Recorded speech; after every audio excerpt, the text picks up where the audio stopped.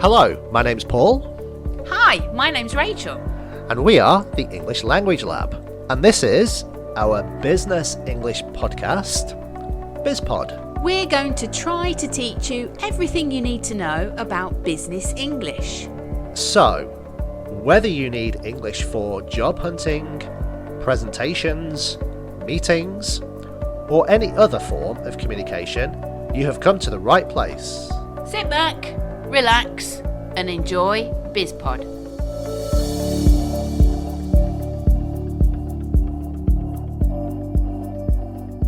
So, Paul, we're here for Bizpod yet again. What are we talking about today? Well, you told me we're taking a break from the usual and we are going to talk about the news. Yes, because change is good and I fancied a change. So, do you enjoy watching and listening to the news? Not as much as you do, I think. Why? I don't know. I think you really you get engrossed in the news and the politics. But for me, it's just not that interesting. Okay.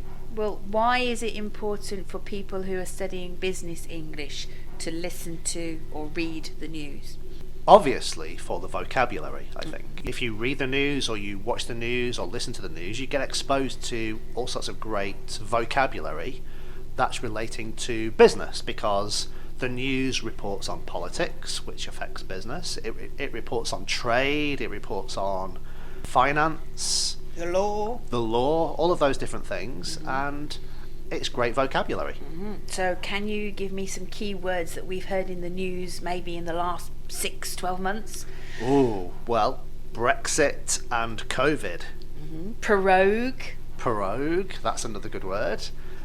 Customs. Furlough, yeah. I know there's hundreds, perhaps thousands of words that you will be exposed to just by reading a newspaper. Okay, well, let me ask you, what has been in the news recently which you think is a good topic for people to focus on for vocabulary? Oh, well, I think an interesting thing right now is the vaccine, or the vaccine rollout. Rollout, nice word, okay. So how's it going, Paul? Well, it depends on which country you're in. Yeah, I mean, in the UK, the vaccine rollout, the number of people being vaccinated is... Today, I think the number is something like 25 million people. But then, if you compare that to Europe, yeah, It's not so good. not so good. But discussions that's going on about the vaccinations is relating to the manufacturing of the vaccinations, where they're produced, how they're produced. The delivery, the supply. Yeah, how they're distributed. Von der Leyen, she gave a good word yesterday. What? Reciprocity. Ooh. She wants reciprocity. What does reciprocity mean, Paul? Well, it means getting back as much as you give. Exactly. Yeah. We all like a little bit of reciprocity.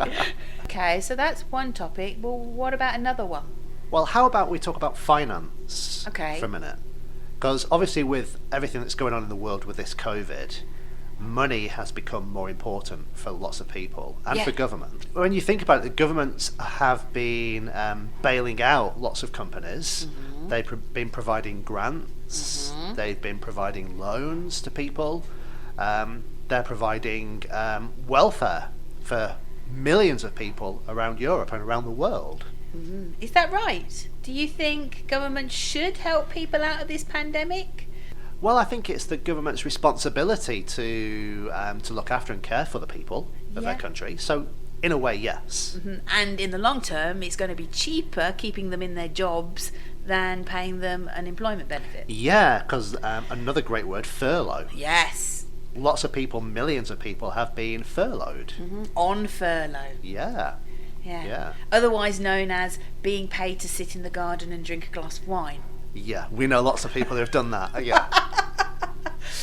But I think one of the biggest problems with all of this money that the UK government, the Europeans, the Americans are spending is it's all borrowed money, and at some point in the future it has to be paid back. Ooh, tax hikes. Yeah. So taxes will have to go up to pay for all the spending. And one of the big arguments is why should people who are not furloughed, i.e. not sat in the garden with a glass of wine, you and me, pay for the people who were furloughed? Yeah, I know what you mean, but the welfare system is set up that the rich or the people who have pay for the people who don't have. Which is, the haves pay for the have-nots. Yeah, it's fair in some aspect and unfair in others, but you got to roll with it. Yeah. I mean, I don't think you and me have ever really had to depend on the welfare state. No. We've been lucky in that respect. Mm-hmm. But there are millions of people who have. Mm-hmm. Yeah, you got to help each other, haven't you, in this sort of day and age? Yeah. I mean, I don't like the fact that my taxes pay for people to sit in their gardens drinking wine. Okay, we'll tell our friends when we see them next then. Yeah. But what can you do? Okay. I've got another topic that I read about in the news yesterday. What's that? That's about Spain making euthanasia legal. Okay. Well, we won't be going there then anytime soon. Well, I don't know, Paul, if it's your time and you're not feeling very well, I might be able to convince you. I'm not that old yet, Rachel, come on. No, but it just shows you that in the news, it's not just business, but there is a plethora of topics that could be discussion points in meetings. If you meet somebody from Spain, do they agree? What was the other news from Switzerland, that 51% of the population in a recent referendum voted against face coverings? Well, what about masks? We're all wearing masks. We're all covering our face at the moment. But I think in Switzerland they were talking really more about the religious coverings that people wear. But everyone's wearing face masks, so everyone's face is covered. Yeah. But when you looked at the demographics of the population in Switzerland, the number of people of that religion that actually wear a face covering was something like 0.2%, something ridiculous. So why? Where did that... Is that a protest law? Is that preventing more immigrants coming? There's bigger implications there. Yeah, well, I think it's interesting with Switzerland because they do have this political system that's built around referendums.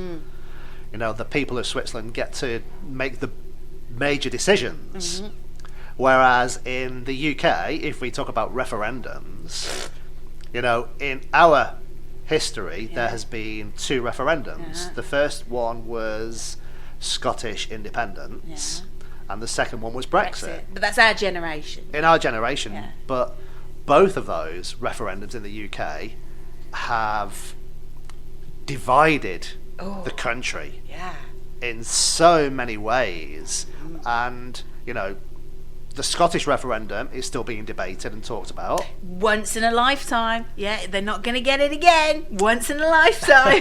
They're going to wait 70 years before they get it again. Well, you tell Nicola Sturgeon that. She's not going to have a job soon, according to the news. But Brexit, the Brexit referendum, when was the Brexit referendum? 6 years ago? 2016, I think, wasn't it? I think it was 5 or 6 years ago. 5 or 6 years ago. Yeah.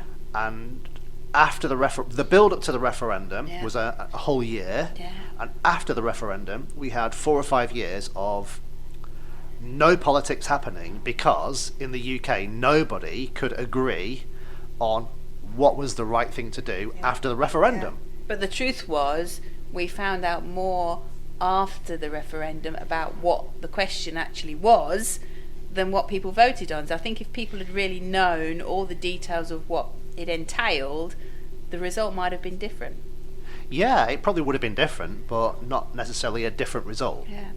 Now, you said at the time, I remember, oh my God, not more news about Brexit. And I was like, how can you be fed up with Brexit? I loved it. But then there was the coronavirus, and you wish Brexit was back, don't you? Oh, absolutely, yeah. I wish coronavirus would just completely, go away, disappear off the face of the planet, and I would welcome back Brexit. Okay. Another 5 years of Brexit if there was no coronavirus. Yeah. But hindsight's a great thing. It is. Well, I think the point we're trying to make here is that if you're studying business English, you should definitely be watching, listening, reading the news, because there's lots of vocabulary, if not for some of the business matters that you're dealing with, but also for conversation when you're connecting with people, what's going on in their countries, international communication. Small talk. Yeah, small talk too. Yeah, hot topics of the day. Okay. Yeah, exactly. Yeah, just don't, I mean, it is one of the topics you're not supposed to talk about, but everybody does. Politics. Yeah. Yes, Of course. Okay, that's it for today. Bye for now.